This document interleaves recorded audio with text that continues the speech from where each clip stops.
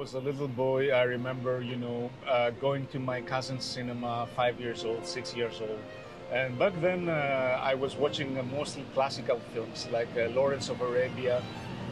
Strangely enough, I remember that they were screening many films from Hong Kong because Hong Kong used to have a big production back those days. And some of those films I would see as a little boy, and I really enjoyed them. So film was always my passion, and being a diplomat, apparently it doesn't allow you for such a luxury. It never occurred to my mind that I would be able to switch and become a filmmaker. It seemed like a dream that would never come When the true. Greek man Panos gave it to the girl, it meant I want to get to know you, I want to meet you.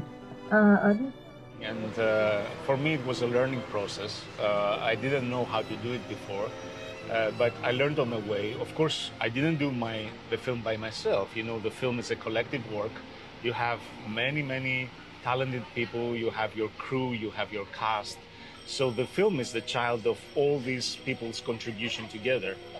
And in a way, that was for me something very interesting because before being a writer, I only had to deal with my own thoughts and there was no kind of negotiation. But the film, it's something unpredictable. You can never predict what the outcome will be. There is always the randomness getting inside when you're shooting. You never know how your actors will react, how they will play. You never know the weather or anything random. And especially this film, because we're shooting it within the city. So it's like reality. It's like like daily life. It has all these random effects, and this is in the end what I wanted the viewer to feel and understand, that this is a real life, and maybe that he's witnessing two people talking like he's in a coffee shop and he's watching them talking, and it's happening like that. So there is this kind of immediacy. And speaking of the city, what's the vibe or the concept that you like so much? First of all, I have to say that this film is a love letter to Shanghai. And one of the main reasons that I chose to do this film is because that I knew that my term to Shanghai would come to an end.